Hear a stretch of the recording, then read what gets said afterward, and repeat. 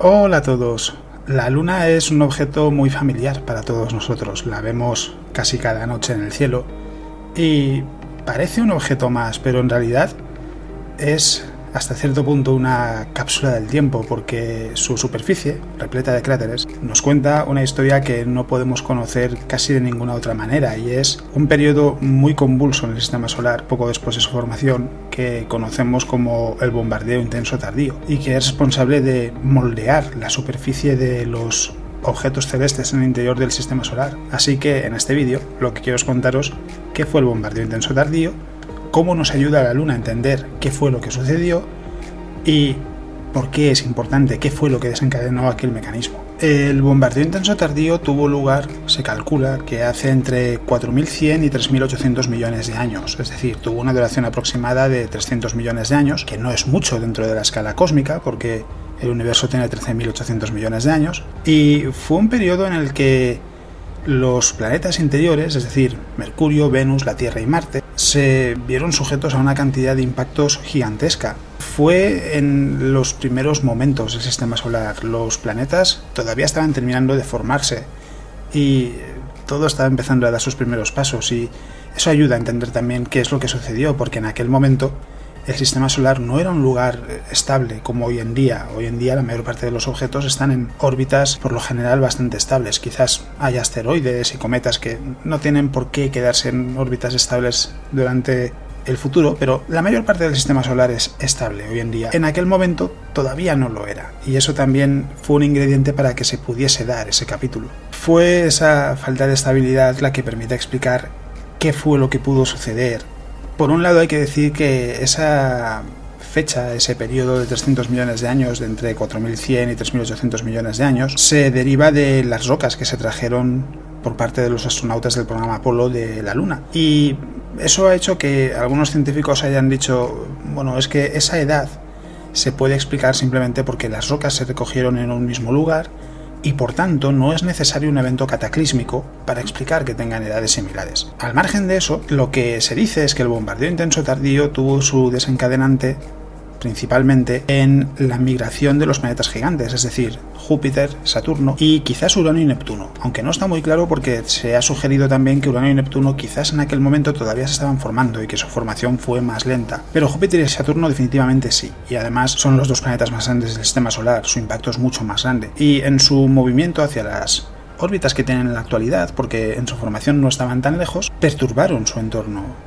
Por ejemplo, el cinturón de asteroides, y eso provocó que muchos de esos objetos que estaban en unas órbitas que todavía no eran estables, entre otras cosas porque se produjo esa migración, se precipitasen hacia el interior del sistema solar y cayesen en los planetas rocosos, en Mercurio, en Venus, en la Tierra y en Marte, y también en la Luna. Y la Luna es la que nos ha dejado ver esa historia porque conserva muchísimos cráteres de aquella época. En esencia, lo que sucede es que las órbitas de esos objetos, que eran más o menos circulares, se volvieron elípticas por la perturbación de los planetas gigantes cuando migraban, y esa perturbación afectó al cinturón de asteroides y quizás incluso al cinturón de Kuiper, que es donde está en la actualidad Plutón, por ejemplo. Si nos tuviésemos que ceñir solo a las muestras que se trajeron de la Luna durante el programa Apolo, quizás se pudiese decir que, como os explicaba, quizás todo se debiese simplemente a que son rocas que proceden más o menos del mismo lugar, y no hace falta un bombardeo intenso para explicar por qué tienen esas características. Pero también hay meteoritos lunares y meteoritos de otros lugares del sistema solar, incluso del cinturón de asteroides, por ejemplo. Y esos objetos son más apropiados porque llegaron a la Tierra por colisiones. Por ejemplo, el impacto de un cometa en la superficie de la Luna arranca parte de la superficie y parte de esos fragmentos salen disparados al espacio. Y lógicamente, alguno de esos fragmentos puede terminar cayendo en la Tierra. Eso es un meteorito lunar. También hay meteoritos de Marte, con el mismo mecanismo. Un cometa, un asteroide choca contra Marte, parte de la superficie sale disparada al espacio, pequeños fragmentos viajan por el sistema solar y caen en la Tierra. Y, por extensión, aunque quizá lo estéis imaginando, también hay meteoritos terrestres en otras partes del sistema solar. ¿Qué nos dicen esos meteoritos lunares? Pues sus edades, en la mayoría de los casos, se corresponde con un periodo de entre 3.400 y 4.100 millones de años, que encaja muy bien con esos 3.800 a 4.100 millones de años del bombardeo intenso tardío. Además, la distribución de cráteres que se puede observar en la Luna es muy similar a la distribución de cráteres que se puede observar en Mercurio. Y esa distribución similar entre dos objetos distantes indica que fueron golpeados por la misma familia de meteoritos, es decir, por un mismo grupo de objetos que algunos golpearon la Luna y otros golpearon Mercurio. Y también por extensión se puede deducir que golpearon a Venus, la Tierra y Marte. Sin embargo, como os decía, la idea del bombardeo está bastante aceptada, pero hay quien la pone en duda. Y hay dos argumentos que se utilizan que sí que vale la pena mencionar. Por un lado, hay quien dice es que no hay fragmentos de la Luna que sean de más de 4.100 millones de años. Y eso se podría explicar sin necesidad de un bombardeo intenso tardío, porque si la Luna ha estado experimentando impactos durante los últimos 4.000 millones de años, es posible que simplemente la existencia de esas rocas más antiguas haya quedado borrada por los constantes impactos. Y eso lo podría explicar. Por otro lado, también se dice las muestras que trajeron en las misiones Apolo podrían tener las características de un mismo impacto simplemente si se hubiese producido un gran choque en el mar de la lluvia, en el Mare Imbrium, y esos restos se hubiesen esparcido por una gran región del satélite. Las muestras que trajeron de la Luna, en ese caso, podrían tener características similares, apuntar a un mismo evento y sin embargo deberse a un solo impacto. Eso también podría ser verdad, pero, como digo, la idea, y considerando las evidencias, lo más aceptado es que el bombardeo intenso tardío sucedió realmente. Y si podemos ver las cicatrices de aquel capítulo en la Luna, por ejemplo, en los cráteres que hay en la Luna, la pregunta es lógica: ¿dónde están en la Tierra? No solo eso, además, como se puede contar cuántos cráteres hay en la Luna, se puede deducir cuántos cráteres se formaron en la Tierra durante el bombardeo intenso tardío. Aproximadamente se calcula que en el bombardeo intenso tardío en la Tierra se debieron formar unos 22.000 cráteres de 20 kilómetros de diámetro, unos 40 cráteres de 1.000 kilómetros de diámetro y una cifra más pequeña, es más difícil precisarla, pero pequeñita, de cráteres de más de 5.000 kilómetros de diámetro. Estamos hablando de cráteres gigantescos. Y esto además es también positivo porque permite entender mejor la historia de la Tierra, porque hasta casi finales del siglo XX, todas las rocas que se habían encontrado tenían una edad de 3.800 millones de años como máximo. ¿Y eso qué hacía pensar? Que no había rocas más antiguas simplemente porque la Tierra no se había enfriado todavía hasta ese punto. Sin embargo, los meteoritos de otros lugares del sistema solar que se habían encontrado en la superficie de la Tierra, como los del cinturón de asteroides, por ejemplo, o incluso de la propia Luna, eran más antiguos.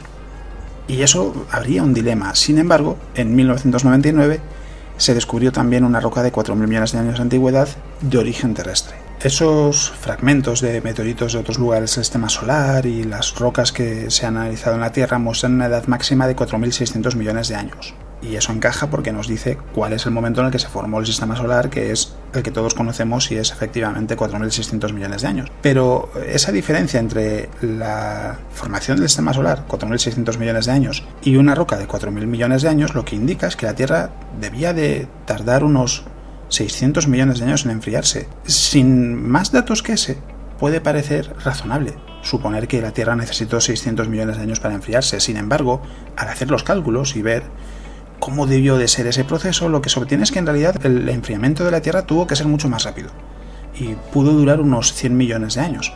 Así que de repente queda un hueco gigantesco en el que no hay forma posible de explicar qué sucedió ahí, por qué la mayor parte de las rocas de la Tierra eran de 3.800 millones de años y no de 4.500 o 4.400, por ejemplo. Y el bombardeo intenso tardío nos da la respuesta, porque lo que sucedió, si añadimos el bombardeo intenso tardío, fue que la cantidad de impactos que experimentó la Tierra fue tan alta que la corteza no se llegó a solidificar por completo hasta hace 3.800 millones de años. Es decir, la corteza original, digámoslo así, nunca llegó a estar completamente solidificada porque siempre fue recibiendo impactos y tuvieron que pasar muchos cientos de millones de años después de haberse enfriado casi por completo para que la corteza se solidificase por completo y ya se formase en la mayoría de las rocas. Y por si no fuese suficiente, también nos ayuda a explicar con más facilidad cómo apareció la vida en la Tierra, porque si nos quedamos con la versión original de la Tierra tardó cientos de millones de años en enfriarse, lo que se obtiene de repente es que hubo muy poquito tiempo para que apareciesen los primeros seres vivos por los fósiles que se han encontrado y la edad que tienen. Hubo muy poco tiempo de desenfriamiento de la Tierra hasta la aparición de esa vida, y eso era difícil de explicar. Sin embargo, si la Tierra se enfrió mucho antes casi por completo y las condiciones eran apropiadas, puede que se formasen las primeras formas de vida durante el bombardeo intenso tardío, o incluso antes y que lo sobreviviesen. De hecho, se cree que lo que sucedió fue esto último, que hubo organismos en la Tierra que sobrevivieron al bombardeo intenso tardío hace 4.000 millones de años. A todo esto hay que añadir que en 2014 un grupo de investigadores anunció que creía tener las evidencias de un gran impacto en la Tierra hace 3.260 millones de años, es decir, un poco después del bombardeo intenso tardío, pero de un asteroide de un tamaño de entre 37 y 58 kilómetros, o sea, un objeto muy grande. Y lo único que queda explicar es cómo sucedió el bombardeo intenso tardío. Como os comentaba antes, Júpiter y Saturno seguramente fueron dos grandes factores en esa migración que tuvieron hacia sus órbitas actuales. Pero Urano y Neptuno también migraron, se fueron a órbitas más lejanas hasta llegar más o menos al lugar en el que están en la actualidad, o quizás incluso ya a esas órbitas. Y eso perturbó también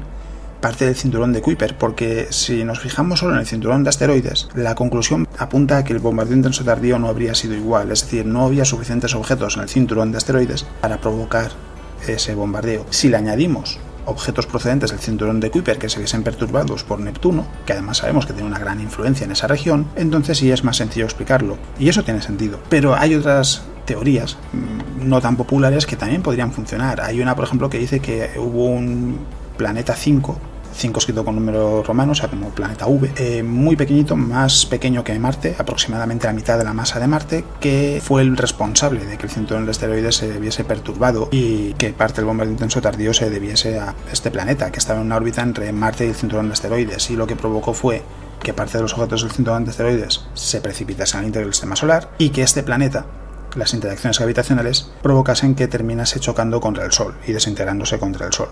E incluso hay hipótesis que dicen que en realidad la Luna lo que sufrió fue el impacto de ese planeta 5 y que los cráteres provienen de ese fenómeno, o incluso que fue Marte el responsable de provocar el bombardeo intenso tardío porque había más objetos más allá del cinturón de asteroides cerca de su órbita. Hay muchas ideas y eso lo que explica en realidad es que todavía hay muchas cosas de esas primeras etapas del sistema solar que no conocemos y que vamos descubriendo poco a poco. A todo esto le hay que sumar: ¿por qué utilizamos la Luna para analizar esos cráteres y Mercurio también?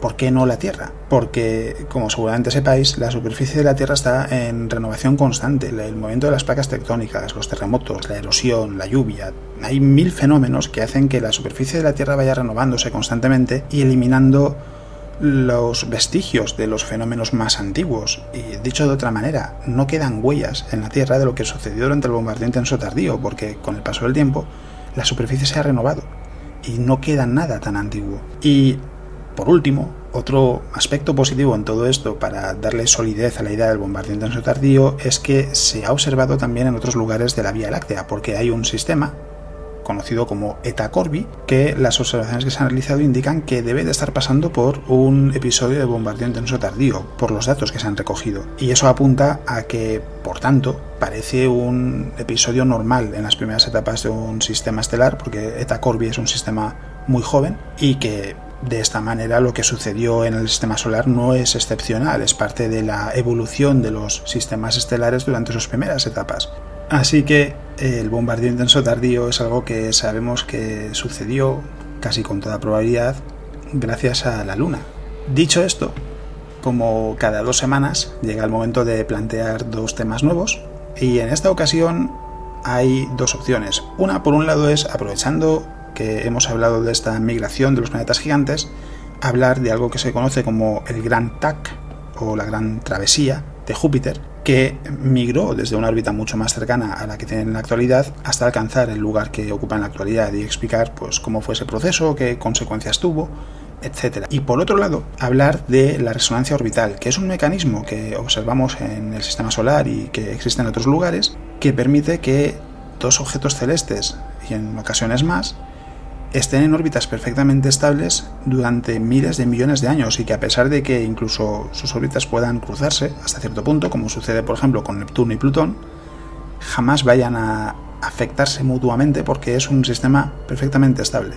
Es uno de los aspectos más interesantes de la mecánica orbital y que nos ayuda a entender, por ejemplo, por qué los satélites de Júpiter, algunos de los satélites más grandes, Io, Europa y Ganímedes, están relacionados entre sí porque están en resonancia. Así que la decisión es vuestra: o la Gran Travesía de Júpiter o la resonancia orbital. Lo que tenga menos comentarios será lo que se vaya dentro de 2 semanas, y dentro de 2 semanas os plantearé más temas. Y también, como ya os comenté la semana pasada, Ahora tengo en marcha el podcast. Si no lo habéis escuchado todavía, el de esta semana es sobre la escala de Kardashev, porque Nikolai Kardashev falleció el pasado 3 de agosto. Fue un astrónomo muy popular en Rusia y su estudio, por el que es conocido, esa escala de Kardashev, es algo que ha dado pie a muchas elucubraciones e hipótesis sobre cómo podrían ser las civilizaciones extraterrestres si existiesen. Así que el podcast también, si os interesa el tema, os recomiendo que lo escuchéis. Y dicho esto, como siempre, muchas gracias por vuestro apoyo, por vuestros comentarios y por estar ahí. Espero que el vídeo os haya gustado y eso es todo lo que os quería contar en el vídeo de hoy. Nos vemos.